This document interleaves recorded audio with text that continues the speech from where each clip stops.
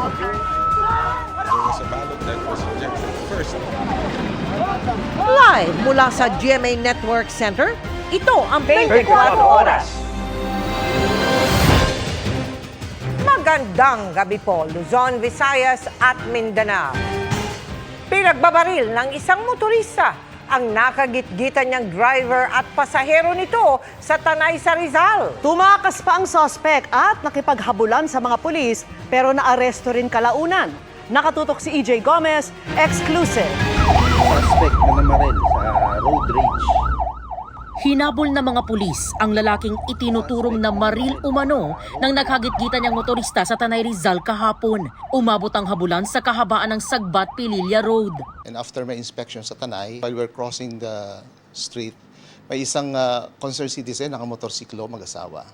At pinara kami, may sinasabi siya na allegedly may barilan doon sa isang kalsada. Naabutan ng mga pulis sa gitna ng kalsada sa barangay Tandang Kutyo ang isang pick-up na may mga tama ng bala ng baril. Sa loob may nakita raw dugo ang pulisya.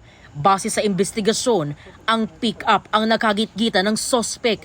Nag-overtake umano ang sospek na sakay ng kotse sa sinusundan nitong pick-up. Tumama raw ang side mirror ng kotse sa gilid ng pick-up. Pagkatapos ay bigla raw itong huminto dahilan para magkabanggaan ng dalawang sasakyan. Kinumpronta raw ng sospek ang driver ng pick-up na may 4 na pasahero. Kumuha raw ng baril ang sospek sa kanyang sasakyan at pinagbabaril ang driver ng pick-up. Bakas sa windshield ang tama ng bala, gayon din sa passenger seat. Yung driver ang nasa critical condition at pinagbabaril niya, multiple shots, and then umikot siya sa kabilang side at binaril din yung kasama sa drivers sa kabilang upuan. Sa paa tinamaan. Nakalabas na ng ospital ang pasaherong tinamaan habang nagpapagaling pa ang driver ng pick-up. Ayon sa pulisya, tumagal ng 15 minuto ang paghabol sa sospek hanggang sa maharang siya ng mga militar sa isang checkpoint sa Morong. Hindi na nakapalagang sospek nang padapain at pusasan siya ng mga otoridad. Nang inspeksyon nilang minamaneho niyang kotse, tumambad ang .40 caliber na baril, mga bala nito at 2 patalim. Firearms ni sir na ginamit sa crime scene sa pamamaril. Kung nangyaring road rage incident. May sirena pa ng may siren, blinker sa loob ng sasakyan.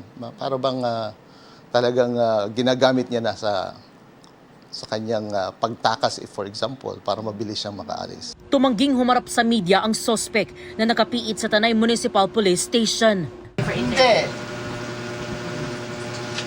Okay, sige O, narinig mo, hindi. Tapos. Aminado siya. Umamin siya na siya yung bumaril dahil sa sobrang galit. Sinabi niya na siya yung suspect. Siya talaga ang bumaril sa biktima. Nung inaresto namin siya, hindi naman siya nakainom. Parang ayos naman. It just siguro sa sobrang galit dahil sa mga gitgitan sa kalsada. Maharap ang sospek sa reklamong frustrated murder, reckless imprudence resulting in serious physical injuries and damage to property, at illegal possession of firearms and ammunition. Para sa GMA Integrated News, EJ Gomez, nakatutok, 24 Oras.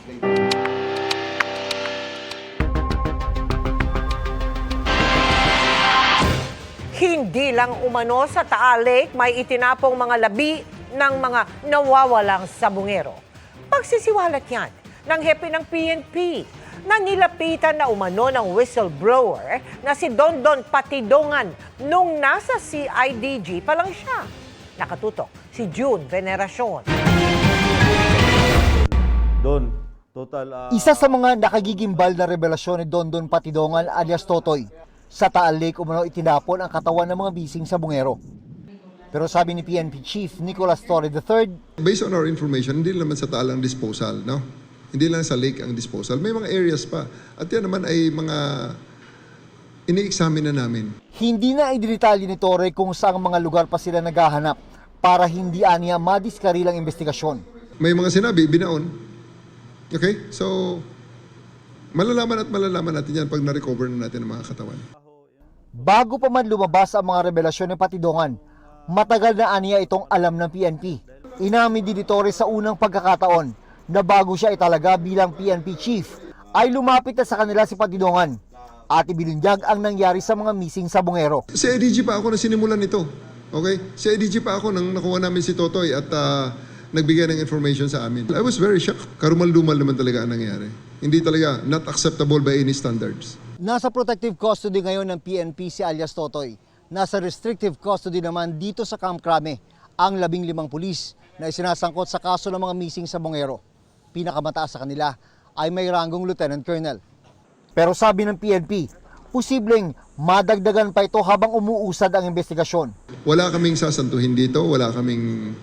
We will leave no stones unturned. Sa ngayon, ayon sa Department of Justice, may mga natukoy ng lugar pero sa palibot pa lang ng Taal Lake na malapit sa ilang palaisdaan doon. There will be layers of sediments because there are eruptions going on. There will be murkiness in the waters because of the weather.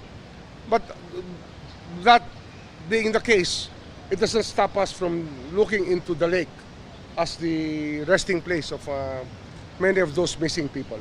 May iba pang testigo na lalantad ngayong linggo ayon sa Department of Justice. Para sa GMA Integrated News, June Veneracion, nakatutok, 24 oras.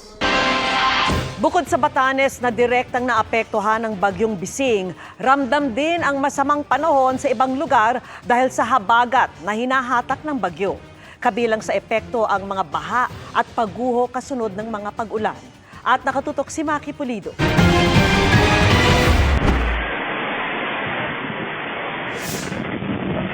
Malakas na hangin na sinabayan ng malakas na ulan ang naranasan sa Barangay Langkong, Samlang, Cotabato. Halos mag-zero visibility sa isang punto dahil sa tindi ng buhos ng ulan.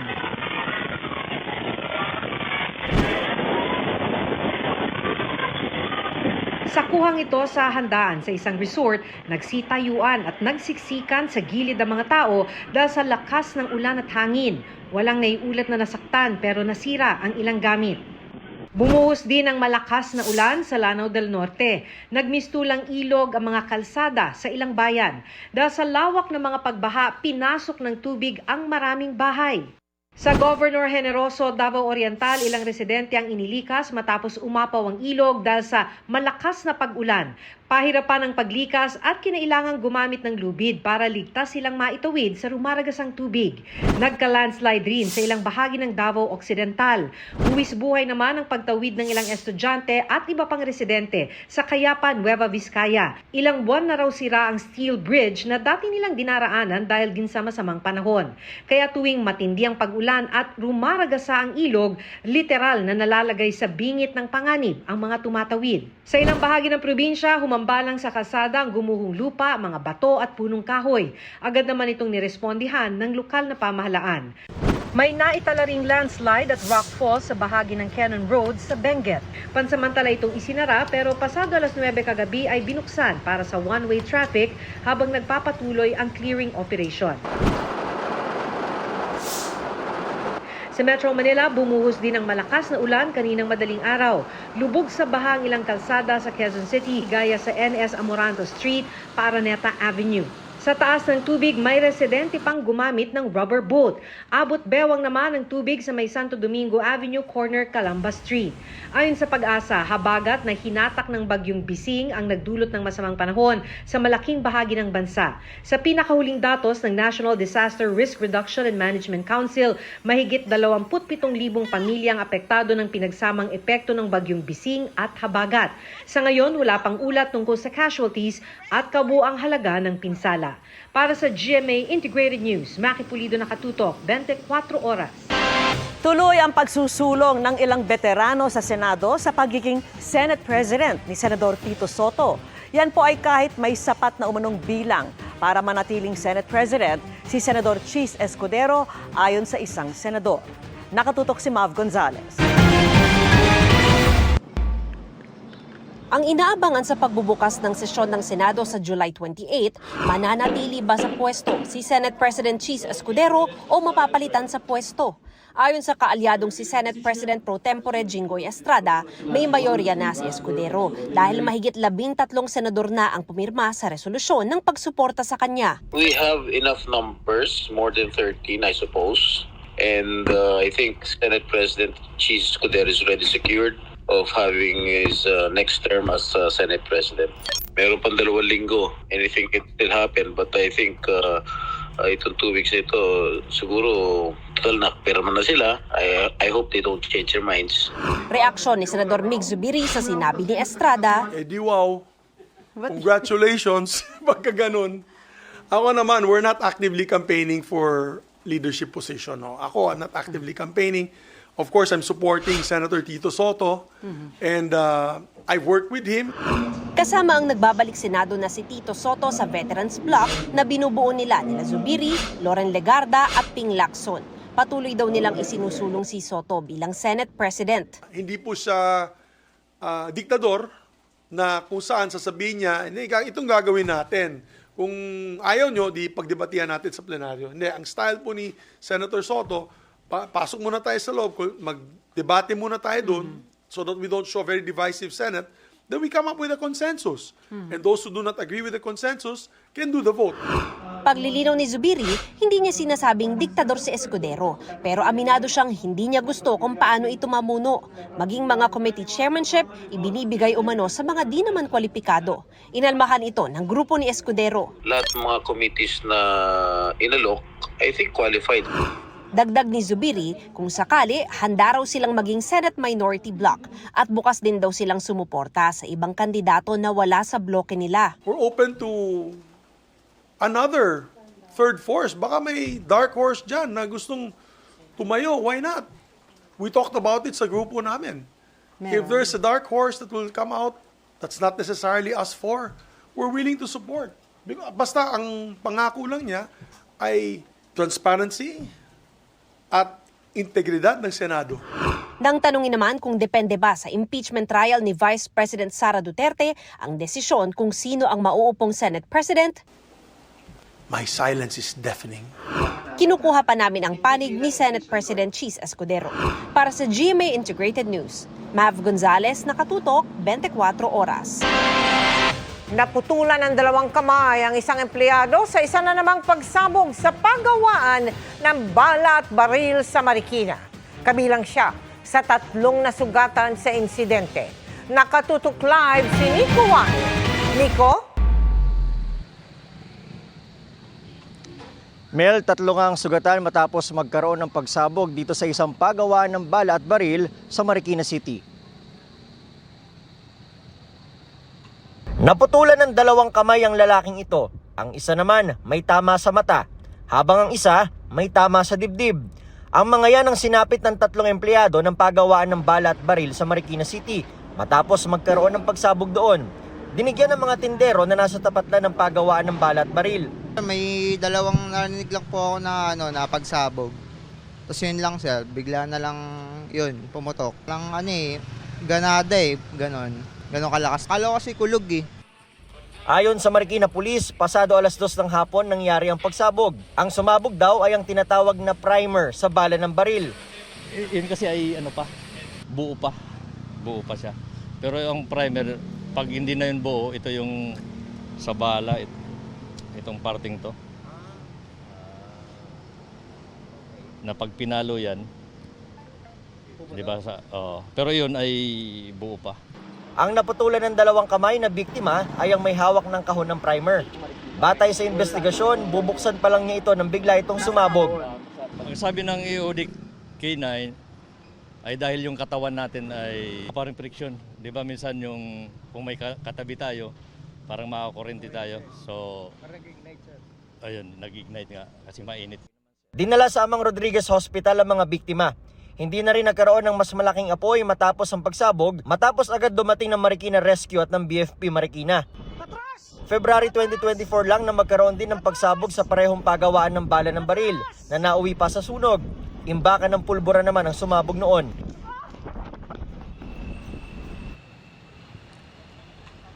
Mel, sinusubukan pa naming kuhanan ng pahayag ang may-ari nitong pagawaan ng bala at baril. Ayon naman sa LGU, tinitignan din nila kung may kapabayaan itong kumpanya. Tinitignan din nila kung may posibilidad na makasuhan itong kumpanyang ito.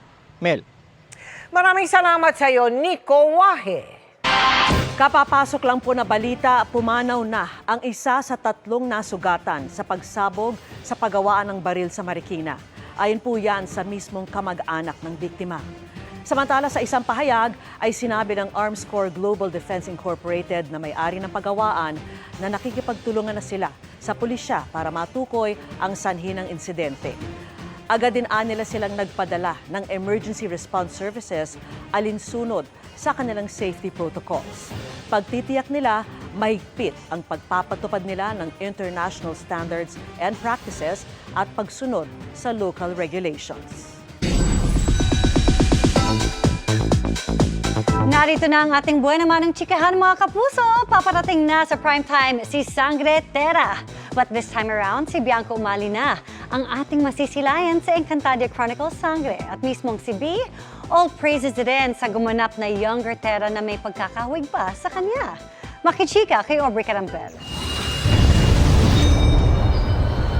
Esta Secto Encantadix. Dahil malapit nang mapanood sa Encantadia Chronicles Sangre ang grown-up Terra na gagampanan ni Kapuso Prime Gem Bianca Umali. Sa teaser ng Telefantasia, ipinapakita na kung paano naghahanda ang batang si Terra na sasanayin sa pakikipaglaban ng isang misteryosong karakter. Ipinakita na rin ang paglaki ni Terra na walang takot na hinarap ang mga kalaban. Si Bianca, excited na raw mapanood ang kanyang sarili. Sa totoo lang, ate, ako rin, hindi na rin ako makapaghintay na mapanood ko ang sarili ko sa TV ulit. But kahit na wala pa ako, regardless, I am truly very grateful sa suporta ng Encantadix at mga kapuso this far in the story. Malapit na po, pangako, padating na po ang tagapagligtas ng Encantadia. Marami naman ang nakapansin sa gumanap na batang si Terra na si Johara Asayo na bukod sa husay sa pag-arte ay may pagkakahawig din kay Bianca. Napansin din daw ito mismo ni B nang unang makita ang child actress na kanyang young counterpart at happy raw siya sa performance ni Johara. Napadouble ako ko, sabi ko, ang galing! Ang galing kasi nakita nila na may resemblance kami. And I think isa rin po kasi yun sa OC-ness ko as an actor. Malaking factor sa akin na yung mga young talagang hindi mo maikaakila na paglaki, ito siyang karakter siya. And the way that she is acting Terra out, pasok na pasok sa kung ano yung mga dapat pagdaanan ni Terra ng bata pa siya at kung bakit siya tatapang at buo yung loob niya na maging tagapagligtas. Nakakarating din daw sa kanila ang iba't ibang fan theories at sari-saring komento ng Encantadix tungkol sa kwento ng Encantadia Chronicles Sangre, maging ang iba't ibang reenactment at memes na gawa ng netizens. Whatever the reaction is valid for us. And we are grateful kasi patuloy po na pinag-uusapan at pinapanood ang Encantadia. Sa lahat ng mga nangyayari ngayon, tiwala lang. Napakaganda po ng patutunguhan ng aming kwento at hindi naman din po namin ito paghihirapan na gawin kung alam namin na hindi maganda ang ilalabas namin. Thankful din si Bianca na recently ay nakapagbakasyon siya kasama ang boyfriend na si Ruro Madrid sa Tokyo, Japan. Short trip man daw ito, mas mahalaga raw ang quality over quantity pag sila ay magkasama. We had 3-4 days together na kami lang pero ano naman kami ni Ruro, kahit saan, basta magkasama ayos na. Aubrey Carampel, updated showbiz happenings. Arestado ang mag-asawang nagpanggap umunong miyembro ng NPA para takutin at kikilan ang kanilang amo. Ang isa sa mga suspect, umaming nagawa yan dahil lulong sa online sugal. Nakatutok si John Consulta. Nang mayabot na ang pera sa primary target, pumasok na ang arresting team ng NBI Organized and Transnational Crime Division. May karapatan kang manahimik, ano man yung sabihin mo pwedeng gamitin laban sa'yo. Arestado ang mag-asawang nagpapanggap umunong miyembro ng NPA para makikilan ang amo mula pa noong 2018. Sa loob ng 7 taon ay kinikilan daw yung amo nitong isa sa mga suspect, yung kanyang sariling boss ng mula 50,000, lumaki hanggang sa ayon sa NBI umabot na raw ng milyon. Totoo, yung sinasabi niya na alam niyang lugar ay talagang nandun yung apo niya, nandun yung anak niya dahil nga driver sila nito. Driver sila ang complainant. So insider, 2 million mahigit na ang nakukuha sa kanya. So nagreklamo na dito sa NBI. Papakilalang Kapper D ng CPP NPA Northern Command. So tinatakot sila na pag hindi sila nagbigay ng pera ay may mangyayari sa kanya, doon sa ating complainant, pati doon sa pamilya niya at pati sa negosyo nila.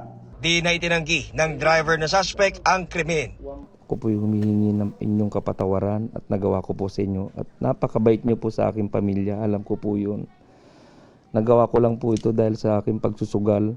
Sinampahan na ng reklamong extortion at paglabag sa SIM Registration Act ang mag-asawa. Para sa GMA Integrated News, John Consulta, nakatutok 24 oras. Binugbog umano ng 4 na kaeskwela ng isang kadete ang isang kadete ng Philippine Military Academy. Kaya nagsampa siya ng reklamong paglabag sa Anti-Hazing Act. Ang giit ng PMA, hindi hazing ang ginawa, pero pinarusahan na nila ang mga isinumbong. Nakatutok si Marisol Abduraman. 4 na kadete ng Philippine Military Academy o PMA ang nireklamo nitong July 2 ng kapwa nila kadete ng paglabag sa Anti-Hazing Act of 2018. Ayon sa Baguio City Police Office, batay sa salaysay ng biktima, ilang beses nangyari ang pananakit sa kanya noong 2024. Ginubugbog daw siya, especially kung nasa loob ng barracks. Noong September 29, which hindi na niya nakayanan, na-hospital siya, na-transfer siya sa Viluna Medical Center sa May Quezon City, where he was confined there noong October for several days.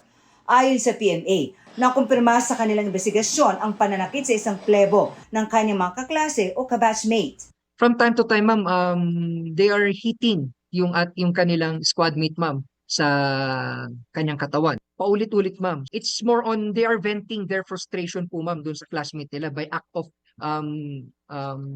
inflicting physical harm dun sa kanilang classmate, which is we do not tolerate here in the academy po, ma'am. Sa ilalim ng Anti-Hazing Act of 2018, maituturing na hazing ang pananakit na pisikal o psikolohikal bilang requirement para makapasok sa isang organisasyon o para makapagpatuloy sa pagiging bahagi ng isang grupo. Pero ang sinasabi ng PMA, hindi raw nila ito itinuturing na kaso ng hazing. So hindi po ito hazing? Yes, ma'am. Yes, ma'am. What then? Basically, ma'am, the legal definition kasi, ma'am, ng hazing natin, ma'am, no, is it requires violence and acts of abuse to be committed as form of initiation. Before you are being admitted, it should be perpetrated by someone senior to you or someone who has the authority sa iyo, ma'am. But then, ayun nga, ma'am, these are his classmates. So, kumbaga parang these are misunderstanding between them, ma'am. Ayon sa PMA, ang offense daw ng mga nambubog na plebo, conduct unbecoming. Ang pinaka naging case nila, ma'am, is it falls on conduct unbecoming, ma'am, because they are inflicting physical harm to their to a fellow soldier. Hindi man itinuturing na hazing ng PMA ang nangyaring pananakit sa nasabing 4th-class cadet, pinatawan na raw ng karampatang parusa ang mga sangkot na kadete na naaayon sa regulasyon ng Cadet Corps Armed Forces of the Philippines. The 2 squad mates of the victim were already suspended, ma'am, from the training, ma'am. So na-turn back po sila, ma'am. And then for the squad leader, ma'am, he was also given appropriate punishment, ma'am, by virtue of his command responsibility, ma'am, for his failure to maintain the order and discipline among the squad po, ma'am. He was given the maximum punishment for class 1 offense. It's 60 demerits, 210 punishment tours, and 210 confinement days, ma'am. Ayon sa PMA, naka-indefinite leave ang nagreklamong kadete dahil nakitaan siya ng medical condition na makakaapekto sa kanyang pagiging kadete. Yung kanyang discharge, ma'am, is due to a condition unrelated to the injury po, ma'am, no? Tumanggi na magbigay ng pahayag ang pamilya ng nagrereklamong kadete ayon sa Baguio City Police. Nirerespeto naman daw ng PMA ang desisyon ng pamilya na magsampa ng reklamo laban sa mga sangkot. Para sa GMA Integrated News, Marisol Abduraman, Nakatuto, 24 Oras. Iniimbestigahan ng kampo ni Makati Mayor Nancy Binay ang anilay 8.9 billion pesos na midnight settlement kaugnay sa Makati subway system na pinasok umano ng kanyang kapatid na si dating Makati Mayor Abby Binay. Depensa naman ng dating mayora, hindi dehado kundi panalo pa nga ang Makati City LGU sa settlement agreement. Nakatutok si Sandra Aguinaldo. Isang linggo matapos magsimula ang kanyang termino bilang alkalde ng Makati, isiniwalat ng kampo ni Mayor Nancy Binay ang anilay 8.9 billion pesos na midnight settlement na pinasok ng nakarang administrasyon ng kanyang kapatid na si dating Mayor Abby Binay. Kaugnay ito sa construction ng Makati subway system na naunsyami matapos ideklara ng Supreme Court na pag-aari ng Taguig City ang bahagi ng pagtatayuan nito. Nadiskubre raw ng kampo ni Mayor Nancy na pumirma sa settlement agreement ang dating administrasyon at ang consortium ng Philippine Infradev Holdings.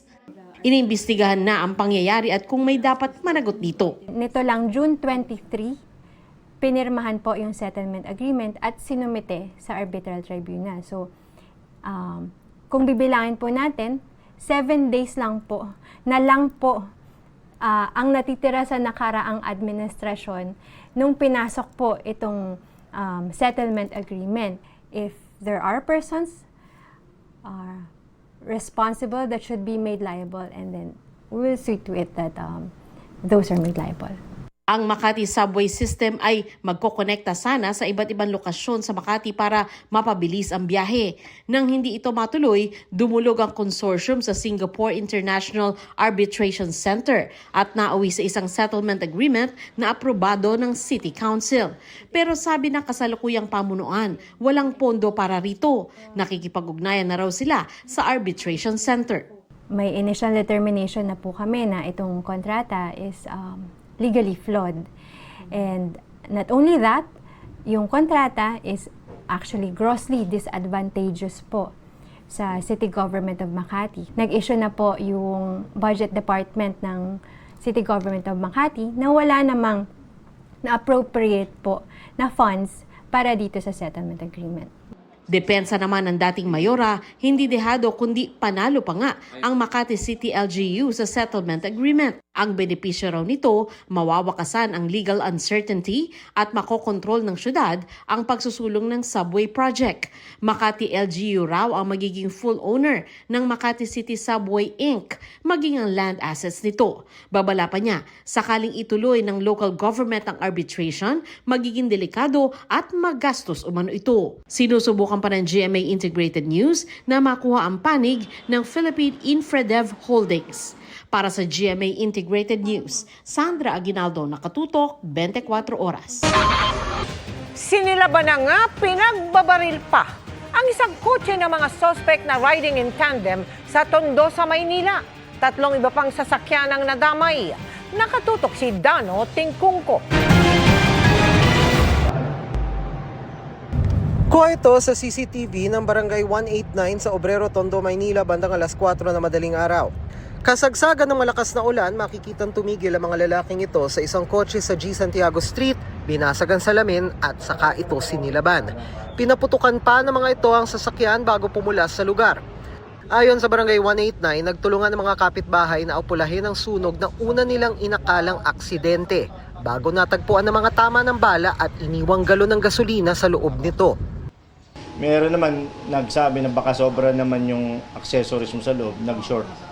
Kaya nasunog. So, mga ilang minuto pa, may nakita na kaming butas doon sa tama ng bale. Sinilip namin loob, nandun yung galon ng gasolina. May kasamang basa. Kaya talaga yung loob, talagang totalan yun, hindi pakikinabangan. Sa paunang imbestigasyon ng MPD Station 7, 3 ang kotseng tinamaan ng barel sa parehong kalsada. Iniimbestigahan pa ang motibo at mga nasa likod nito. Ayon sa barangay, 4 na araw bago ang insidente, may nagreklamo na raw na kinukunan ng litrato ang bahay. 3 to 4 days nga, may picture doon sa bahay nila. Nakita namin CCTV, talagang kinukuha na niya through cellphone. Tinanong namin kung inutusan lang daw siya. So possible naman na event, sir? Posible. Sir, so yung biktima? nakausap namin pero ayaw pa nila magsalita. 2 bala ang nakuha sa lugar na kasama ng ibang ebidensyang nakuha, dinala na sa MPD Firearms Unit para maimbestigahan at matukoy. Pinuntahan namin ang pinangyarihan ng insidente pero ayon sa asawa ng biktima, wala muna siyang maibibigay na pahayag. Para sa GMA Integrated News, Dano Tingkungko, nakatutok 24 oras. Bukod sa website, malalaman na rin sa pamamagitan ng text at email alerts ng MMDA kung huli sa No Contact Apprehension Policy o NCAP ang isang motorista. Pero paano malalamang hindi scam ang natanggap na text at email? Nakatutok si Joseph Moro. Nangangamba ka ba kung may huli ka sa No Contact Apprehension Policy o NCAP ng MMDA at maipunan ng multa? Good news dahil may text at email alert na ang MMDA. Kapag nahuli kayo ng mga AI camera ng NCAP, makakatanggap kayo ng text message mula sa sender na MMDA_NCAP. At para makasiguro kayong hindi scam ang text message, pag kinilik nyo yung information noong pong sender, wala po kayo dapat makikita na number. As in, wala pong number. So, kung ang nagpadala po sa inyo ay may number na naka-indicate sa information ng sender, fake po yan. Hindi po yan galing sa amin.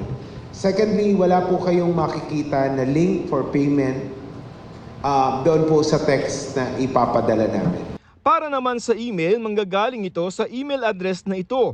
At ganito ang email na dapat nyong matanggap. Sa text alert, pwedeng minuto lamang ay malalaman nyo na agad kung meron kayong naging paglabag sa No Contact Apprehension Policy o NCAP ng MMDA. Pero syempre, dapat updated yung inyong phone number at email address sa LTMS o LTO portal. Maaari nyong i-update ang inyong record sa LTO sa website na ito. Ang mga huling ipinadala sa text pwedeng ma-verify sa May Huli Ka website kung saan pwedeng i-contest ang huli. Paano kung naibenta na ang inyong sasakyan pero sa inyo pa ring number nakarehistro ang sasakyan? Dapat naman talaga ilipat yung registration. Ang drawback naman yan, pag hindi niya binayaran yung huli, pag nag-renew siya ng registration, hindi niya mai-register yun ng bago. Payo din ng MMDA, i-check sa May Huli Ka website kung may mga NCAP violation ang bibiling second-hand na sasakyan para hindi manahin ang mga multa. Nasa lampas 30,000 na ang mga nauhuli ng NCAP simula nang ibalik ito noong Mayo. Lampas 17,000 ang validated at abot 16,000 ang mga napadalhan na ng Notice of Violation. Samantala, ayon sa MMDA, posibleng hindi na ipatupad ang odd-even scheme na eksklusibo sa EDSA oras na kumpunihin ito sa susunod na taon. Yan daw ay kung maisapinal na ng DPWH ang teknolohiyang gagamitin sa pagkumpuni ng EDSA na mas mabilis at hindi kailangan tuklapin ang EDSA. Definitely hindi na because either of these two technologies that they're looking at, yung DPWH, baka hindi natin kailangan magsara ng karsada except sa gabi between 10 to 5. Alsin na lang namin yung window insofar as EDSA is concerned. Para sa GMA Integrated News, Joseph Morong, nakatutok 24 oras. Wala na pong bagyo sa Philippine Area of Responsibility pero may pag-ulan pa rin sa ilang lugar sa bansa dahil po sa habagat. Matapos bumalik at pumasok ulit sa Philippine Area of Responsibility kagabi, lumabas din agad kaninang umaga ang Bagyong Bising na may international name na Danas. Huli itong namataan ng Pag-asa, 705 kilometers hilaga ng Itbayat, Batanes. Patuloy na ang paglayo nito sa Pilipinas at sunod na tutumbukin ang China. Hinihila o hinahatak pa rin ng bagyo ang habagat na makakaapekto pa rin sa bansa. Base po sa datos ng Metro Weather, may mga pag-ulan sa ilang bahagi ng Cagayan, Extreme Northern Luzon, Ilocos Region, Central Luzon, Mimaropa at ilang lugar sa Mindanao. Pagsapit naman ng hapon, meron na ring tsansa ng ulan sa iba pang bahagi ng Luzon, kasama ng ilang probinsya sa Calabarzon at Bicol Region. May mga kalat-kalat na ulan din sa Visayas at Mindanao. Posible pa rin ang baha o landslide dulot ng malalakas na ulang dala ng thunderstorms. Sa Metro Manila naman, may tsansa pa ring umulan. Posibleng meron na sa umaga pa lang sa ilang lungsod at pwedeng maulit sa hapon o sa gabi.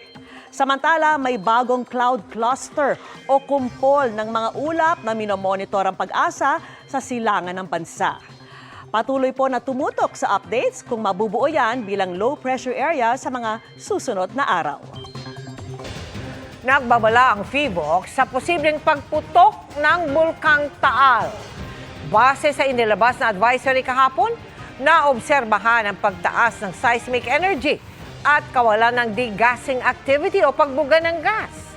Ang mga ito, indikasyon umano na may nakaharang sa gas pathway sa loob ng bulkan at maaaring maging mitya ng panibagong phreatic o minor phreatomagmatic eruption. Sa latest bulletin naman ng PHIVOLCS ngayong araw, nasa alert level 1 pa rin ang Bulkang Taal. May 300 tonelada ng sulfur dioxide o asupre ang ibinuga ng bulkan at may plume o pagsingaw na naaabot sa 900 metro ang taas. Mahigpit pa rin pinagbabawal ang pagpasok sa permanent danger zone. At eto na nga, nakabang na rin ang cast ng Beauty Empire para sa kanilang watch party. Makichika tayo kay Athena Imperial. Athena? Mga kapuso, ready na ba kayong manood ng isang magandang laban ngayong gabi? Kasi kami dito sa Taytay Rizal ay ready na kasama ang buong cast and crew ng Beauty Empire. At makakasama po natin ngayon live si Miss Kaylene Alcantara. Hello, good evening. And Miss Barbie Forteza. Good evening. Hello po, magandang gabi po sa inyong lahat. Congratulations, ladies. Ano ba ang aabangan nila sa roles ninyong dalawa dito sa Beauty Empire? Nako, marami po kayong aabangan, di ba, Kaylene? Sobrang dami po dahil simula na po ng pinakamagandang laban po sa GMA Prime, hindi ba, Mare? Ako po dito si Shari De Jesus. Ako po ay isang goal-driven and power-driven woman. At maraming layers talaga dito sa Beauty Empire. Yes. How about you, Mare? At saka bago po talaga itong i-offer namin kasi ito po ay murder, mystery, family revenge drama. Kaya bagong timpla po ito sa GMA Primetime. Kaya sana po ay panoorin ninyo 9:35 mamaya. Perfect itong panoorin ng buong pamilya, no? Kasi tamang-tama, bago matulog, sabay-sabay silang manunood nitong Beauty Empire. Yes! At andito rin kami kasama ang buong Cast and crew ng Beauty Empire! Si Direk Mark. Say hi, Direk! Okay, busy-busy sila kasi ongoing pa rin ang shoot nila ngayon dito sa Taytay Rizal. Okay, sige, imbitahan natin sila ulit. Mga kapuso, sana po panoorin niyo po ang Beauty Empire. 9:35 p.m. po yan pagkatapos po ng Sanggang Dikhi. Yes! How about you, Matt? Directed by the one and only, Mark De La Cruz! Ayan. Okay.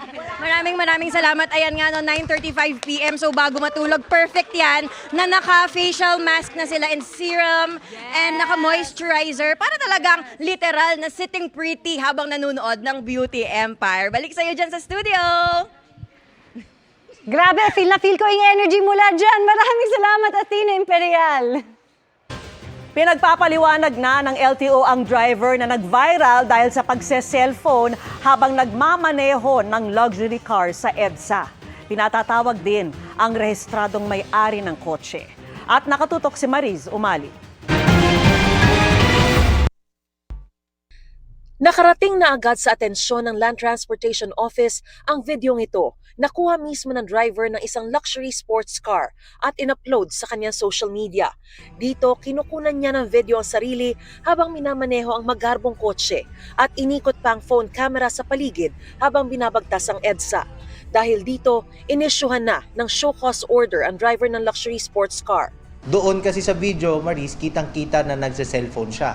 Habang hawak niya yung manibela gamit ang kanyang kaliwang kamay, yung kanang kamay niya ay pinaiikot niya doon sa daan. Kitang-kita na video na distracted siya. Again, meron po kasi tayong batas na anti-distracted driving na pinagbabawal po yung mga paggamit ng kahit anong gadgets while driving because it affects it might cause road accident or road crash.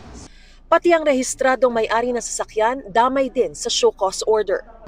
Well, yung registered owner, kung ipagpapaliwanag kung bakit niya pinayagan na magmaneho.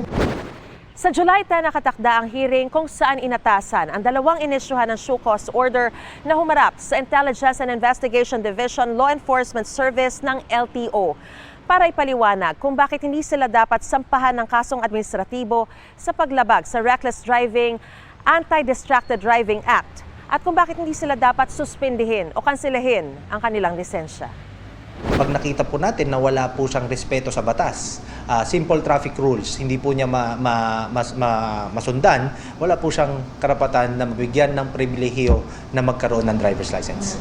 Kahit naman may post ang driver na itinatanggi niyang siya yun, malinaw daw na siyang driver ayon sa LTO.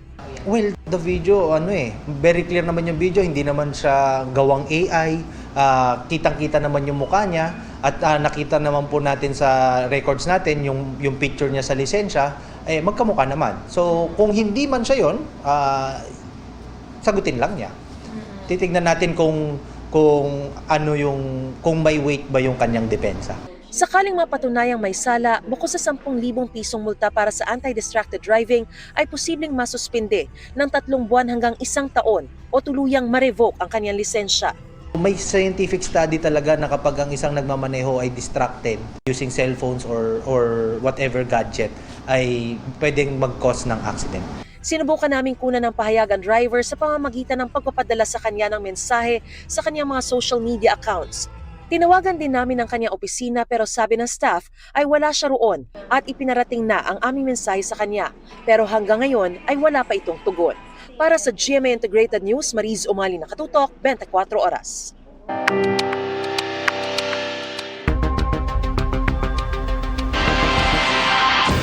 Isiniwalat ni missing Sabongeros whistleblower Dondon Patidongan o alias Totoy na may natatanggap siyang banta sa kanyang buhay. Nakatutok si Ian Cruz. Sa eksklusibong panayam ng GMA Integrated News, isiniwalat ni Julie Dondon Patidongan alias Totoy, kaliwat kanan na raw ang banta sa kanya mula nang maglabas siya tungkol sa kanyang nalalaman sa kaso ng mga missing Sabongero. Noong 1 linggo lang, nakatanggap daw siya ng bulaklak ng patay na ipinadala sa kanya sa pamamagitan ng social media. Marami. Sa totoo lang, mayroon sa pinadalhan pa ako ng bulaklak na rest in peace. Hindi ako matatakot kung sino ka man yung Poncio Pilato ka nagpapadala sa akin ng ganyan. Takutin mo yung ang lolo mong panot. Huwag ako. Ipinakita sa akin ni Patidongan ang kanyang tattoo na San Miguel Arcangel sa may likod malapit sa batok. May 20 raw silang may magkakaparehong tattoo. Tanda daw ng kanilang malalim na samahan ng mga may kinalaman sa missing Sabongeros. Pero ang iba raw sa mga miyembro, pinabago na ang tattoo. Yung tattoo dito, yung sa amin, alam na ng yung Arcangel, yung grupo na yan, may mga tattoo lahat yan. Kaya imposible. Yung isang kaibigan ko na pulis, nagpadala na ng picture na binago niya na yung tattoo sa likod. Yung tattoo namin dito sa likod, ngayon pinatakman na nila. Pero halatang halata kahit magkahitakpan pa ninyo ng ilang tattoo yan, hindi nyo mabago yan. Nagpapasalamat daw siya sa PNP, lalo na sa liderato nito at buo raw ang tiwala niya kay Justice Secretary Boying Remulla. Handa na raw ang kanyang salaysay pero may inaayos pa rin daw bago isumite sa Department of Justice. Yung pidabit na yan, nandyan na yan. Katulad nung sinabi ko na nakaraan, kulang pa talaga. Pero mag-antay ka, Mr. Atong Ang. Bumaliktad na lahat. Lumutang na si Arvin Manggiyat, yung isang pulis na kasama dyan, na kasama sa umambos kay Arvin, na inutusan mo nga ako noon na bigyan ng 2 million. Kaya sabi ko, bakit ko bigyan, boss? Hindi naman namatayan si Arvin Manggiyat. Buhay yan. Para alam mo lang, yung mga apidabit ko na yan, alam kong may kopya na si Mr. Atong Ang yan, pero hindi ko pwedeng ibigay ang lahat ng detalye niyan. Para sa GMA Integrated News, Ian Cruz, Nakatutok, 24 Oras. Dahil sa mga peligro sa social media, isinusulong ng isang senador ang pagbawal sa paggamit ng social media ng mga edad 18 pababa. Suportado ng DICT at Council for the Welfare of Children ang naturang panukala. Nakatutok si Ivan Mayrina. Tulad ng maraming kabataang Pilipino, babad din ang panganay na anak ni Mark Bumanlag sa mga gadget. Sa edad na 7, nakikita nitong nilalaman ng feed sa Facebook account ng ina at mahilig din ito sa mga games kung saan may mga iba siyang nakakasalamuha online. Pero bilang isang IT professional, Alam ni Mark ang mga peligro online, kaya nililimitahan niya at binabantayan niya ang aktibidad ng anak online. Hindi natin alam sa panahon ngayon, yung mga child predator talagang sinasadya na maka-interact yung mga bata through games, through social media, through even different platforms na pang bata. Akala natin sila lang purely yun nandoon. Pero yun pala, may nakakahalo na palang nananamantala sa kanila. Ang mga ganitong peligro sa social media ang naislabanan ni Senador Panfilo Lacson sa panukala magtakda ng regulasyon sa paggamit ng mga menor de edad ng social media. Base raw kasi sa datos ng Council for the Welfare of Children, 6 sa bawat 10 batang edad 10 hanggang 17 active user ng social media na nagiging sanhi ng mental health problems at maaaring mabiktima ng online sexual exploitation. Kaya ang isinusulong ng kanyang panukala, pagbawalan ng mga kabataang Pilipino, edad 18 pababa, na makagamit ng social media.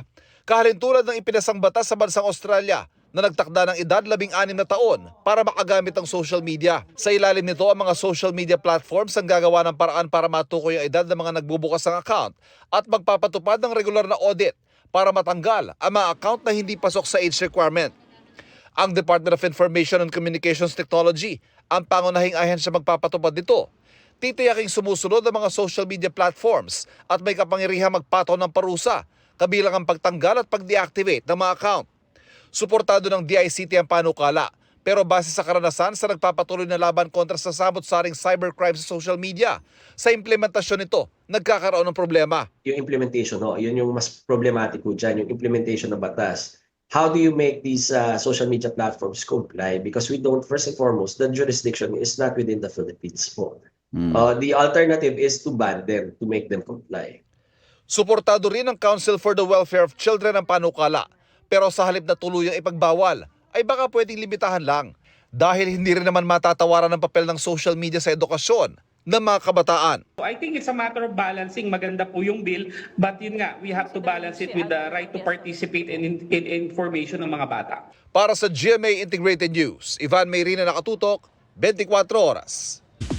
After 100 plus days, we finally have our first ever big winner doer para sa PBB Celebrity Collab Edition. At yan ang Team Brecca, ni Mika Salamanca at Brent Manalo. Pero bago nila nakuha ang title, aminado sina Mika at Brent na di naging madali ang kanilang pinagdaanan. Makichika kay Nelson Canlas. Unexpected! Ganyan ituring ng unbreakable duo ni Mika Salamanca at Brent Manalo ang kanilang panalo as first big winner duo ng PBB Celebrity Collab Edition.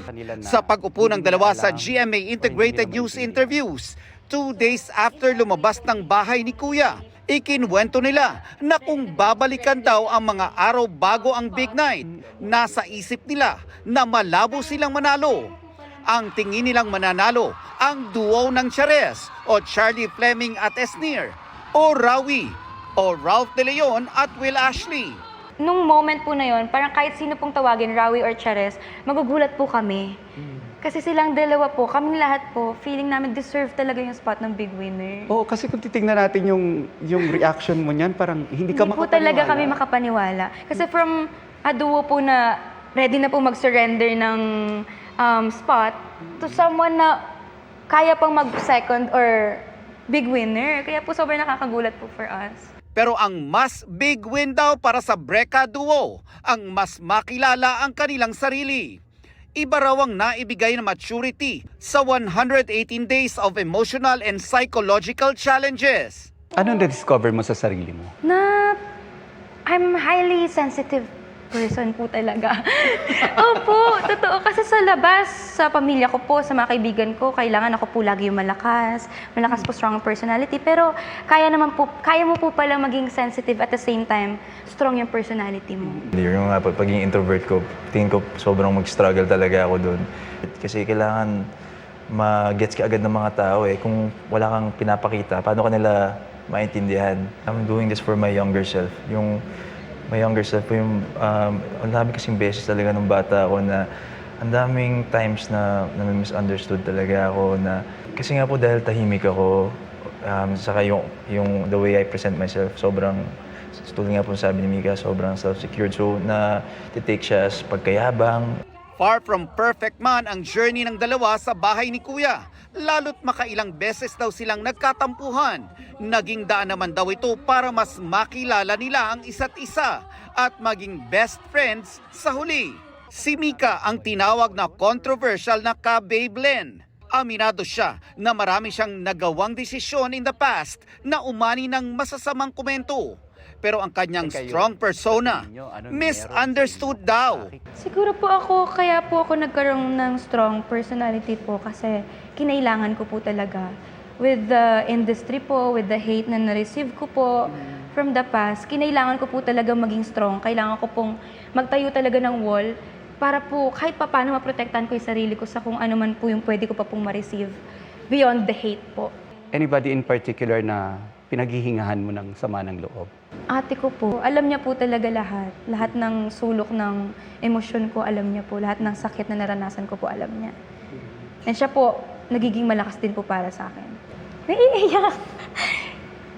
Alam po yun ng ate ko na mahal ko po siya. And salamat sa kanya kasi kada taon nakaka-stay ako dahil sa kanya.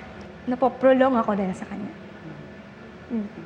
Nagpapasalamat naman si Gentle Linong Heartthrob ng Tarlac sa kanyang sarili na halos sumuko na raw sa gitna ng kanyang PBB journey. Mensahe niya para sa kanyang sarili na halos sumuko na sa gitna nito.